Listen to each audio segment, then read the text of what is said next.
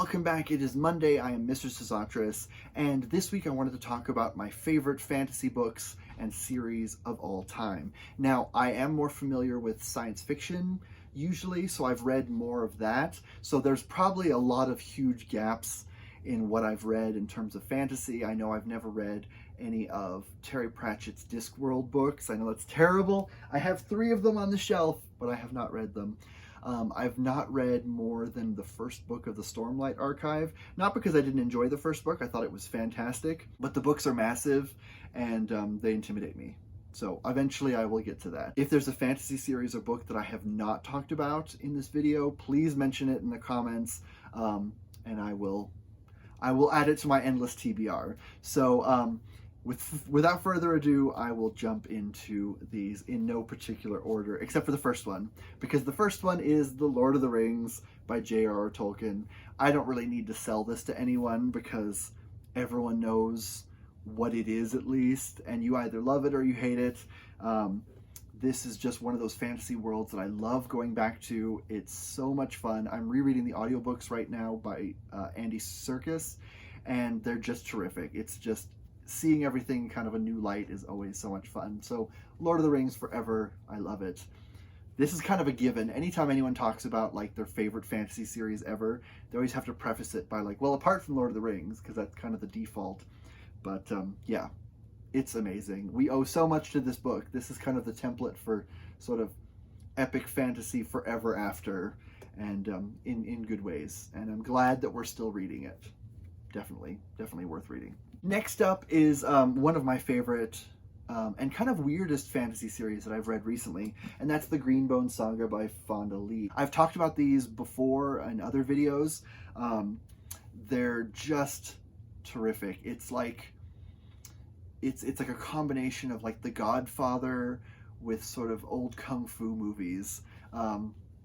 There's like magical jade, there's sort of complex political stuff happening, and it's just a ton of fun. The clan warfare in a modern setting is, I think, the thing that just makes it work the most.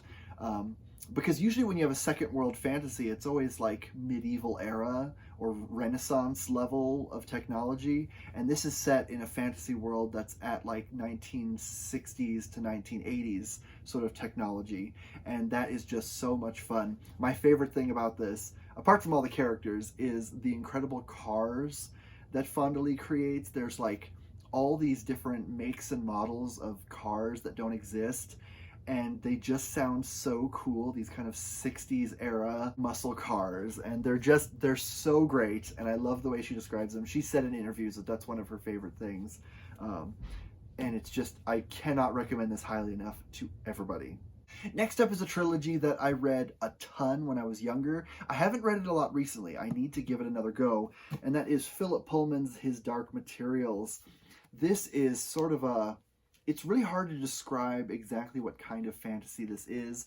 Sort of urban fantasy, sort of dark academia, sort of mythical. I don't know how to describe it. There's witches, there's armored bears, there's the literal Christian God as the antagonist, and it's so great. This is one of those books where whenever people think, oh well, kids aren't smart enough to get the complex themes in something. This is a book that's literally about sort of the church abusing its power and manipulating people's lives, and 2 kids sort of find a way to sort of take down this huge organization, and also take down like heaven itself in order to rebuild it as a republic, all while all this other magical stuff is happening. It's just great. You've got parallel worlds, and it's a ton of fun. I love these books so much, and I really want to read them again as an adult, because I think there's a lot in here that I did not get when I was younger. So this is definitely one. If you haven't read it, definitely check it out. There are 2 other books. I have the next 2. I think they're prequels that Philip Pullman's written, and I think there's a 3rd one, maybe. I don't know. I haven't read them yet, but I will get to them eventually. But this is wonderful. Next up is kind of a weird duology of books, and that is American Gods and Anansi Boys by Neil Gaiman. These two books couldn't be any more different. This one is very dark and brooding and tragic and philosophical, and this one is hysterically funny and farcical, and just this book is great. It's so much fun. I love both of them so much, and it's so bonkers the way that these two books work together. There's just something about the way Neil Gaiman writes that's it just makes you believe in sort of the magical, and I like the way that it blends real life with sort of questions about what happens to like ancient gods when their followers come to America and stop believing in them, and then you've got new gods coming up out of kind of the public consciousness, and there's a conflict between them, and it's so great, and it's very satisfying. There's also some really freaky, weird stuff in this book, so like go into it ready for that. There's definitely horror elements, but the way everything kind of connects together in the end, and just the overall vibe of it is just impeccable, and I love it so much. It's so good. Both of these books are great. If you want just to read this one by itself, you can. It's so fun. It's hilariously funny. It just kind of takes a character who appears briefly in this one and tells kind of their story. So they're not really that connected. They just take place in the same world. Definitely recommend it. One of my favorite things that Neil Gaiman's ever written. Next up is a series that I don't have in physical form. I have them all as ebooks. That is Mary Robinette Kowal's Glamourist Histories. They're so much fun. They're not like hard magic by any means, but they're just delightful. The first book is very much a pastiche of sort of Jane Austen, but with a magical twist. There's this really fun magical system that's sort of just a part of society, and it's just basically kind of saying, you know, how would this world play out if this ability were possible? And each book in the series sort of follows a different genre. The first book is very much like, you know, a Regency romance. One of them is very much like a spy thriller. One of them is like a madcap heist through Venice. And they're so much fun. My favorite thing about them also is just the way that it's sort of this married couple, and you just get to see them just grow and change, get to know each other, get to know what the other one needs. And it's very just healthy and realistic. There's ups and downs. There's 5 books, and I would highly recommend them. They're beautiful, they're fun, they're light and breezy, and they're just really enjoyable. Escapist books, so would definitely recommend those. This next one's a bit of a cheat because I haven't finished reading the 3rd book in the series, but that is the Daevebad trilogy by Shannon Chakraborty, and these are so much fun. It's like magic and monsters and court intrigue and romance and personal drama, and just the world building in these is so beautiful, and the way it sort of takes sort of the mythology of a lot of sort of Arabic speaking cultures and creates this kind of secondary world. It's great. It's so much fun, and I haven't finished the 3rd book, but I already know this is going to be one of my favorites of all time. Definitely check them out. They're wonderful. This next one it's technically a YA book, but I feel like it's one of those books that is better read when you're an adult, because I think you connect with the themes more. And that is the Earthsea series by Ursula K. Le Guin. These are so well written. The world building is great. Earthsea is very much a world that you just want to exist in. It's expansive, and there's complex lore and different peoples and different languages, and it's great. And also the main character is a non-white character, which is kind of rare sometimes in fantasy, especially written by white authors. But it's really great. And why I say that I don't know if young people would really get it. I tried reading these when I was younger. Maybe I'm just a dumb kid, but I didn't really connect with it. I found it a little slow. I found it a little a little kind of bland for me at the time. There's not a ton of explosions and fighting right away. But reading as an adult, it's a really insightful look at just the mind of a young person and the things that they struggle with. The first book is very much about kind of, when you're growing up, you kind of are angry at nothing just because things are changing and you feel like you're disconnected from the world. And so you've got kind of parts of yourself you don't like because you're not fitting in. And it kind of, can manifest as this kind of like dark self that, you dislike, but you don't know how to move on from. And it just explores that so well. Each book kind of looks at sort of different characters. It's all kind of in the same world, but they're just so well written and insightful and poetic and just gorgeously crafted. So definitely, if you think, well, I'm not going to read these because they're just for kids, definitely read them because there's enough depth that I think adults can really get a lot out of them. And I hope more young people read them because they're great and they deserve to stick around. Next up is kind of a weird one. This one is the 5th season by N.K. Jemisin. It's book 1 of the Broken Earth trilogy. And this one sort of exists on a line between sci-fi and fantasy. It does exist in kind of a secondary world, and there's magical elements, but there is also kind of a clockwork nature to everything. It still feels science-y to a degree.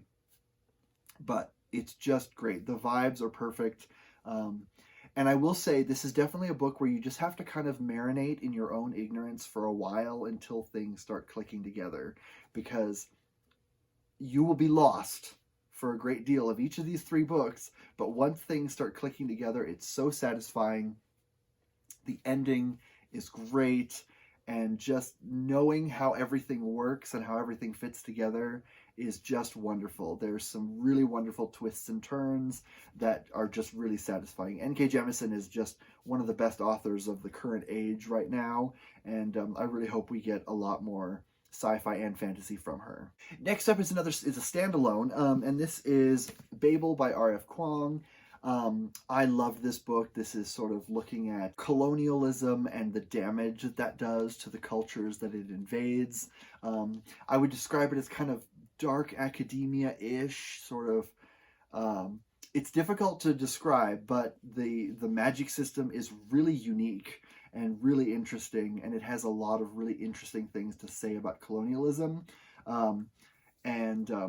It's just, I found this really gripping. I know a lot of people had some kind of issues with the ending and the way things are resolved, but this is very much a book that it kind of has to hit you over the head with the message, because the message is so obvious that I think a lot of people, especially white people, have just kind of stopped thinking about. And so this is very much a book for those readers, being like, this is why this is why colonialism is bad.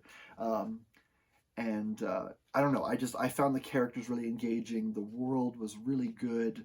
And I don't have any other interesting adjectives to describe it other than I really loved this. But definitely give it a go. I do want to read more of her work. I want to read the Poppy War trilogy, which I do have, but I have not read yet, because I really love the way that R.F. Kuang just writes. She's a great writer. Next up is another standalone, and this is Sistersong by Lucy Holland. This was one of my all-time favorite reads 2 years ago. I don't want to give too much away about the plot because I think it would just ruin it, because so much of what I loved about this was sort of the surprises of how things played out. It's folklore fantasy. It has its hands in sort of like ancient English history and also Arthurian legend. There's so much going on, but it's so richly woven together, and it's just beautifully written. This book also has incredible queer representation that should not work as well as it does given the time period it's set in, but it works beautifully. And I really, really loved the journeys that all of the main characters sort of go on. And there's just some really cool stuff in here, some really cool magic and some really shocking kind of horrifying moments. But just, definitely give this one a go. I loved this book so much. Finally on this list is kind of an easy one. This is one that kind of shows up on a lot of lists, but that is The Wheel of Time by Robert Jordan. It took me a long time to actually get through this series. I started reading it like twice, and I fizzled out around the 5th book each time. But when I finally got it, it finally clicked with me, and I just fell into this world. It's so good. The character arcs are wonderful. The world building is wonderful. The lore is just great. And I think Robert Jordan, because he was focused on character arcs, he left some things about how the world works up to your imagination, which leaves a lot of openings for like fan theories and headcanons. And I feel like that's kind of what kept the fandom going, because The Wheel of Time has a really great active fandom. And I really, really enjoyed this, and I do definitely want to reread the series again. There's 2 audiobook versions. There's the original, which is the complete series that's narrated by Michael Kramer and Kate Redding. Those are really good.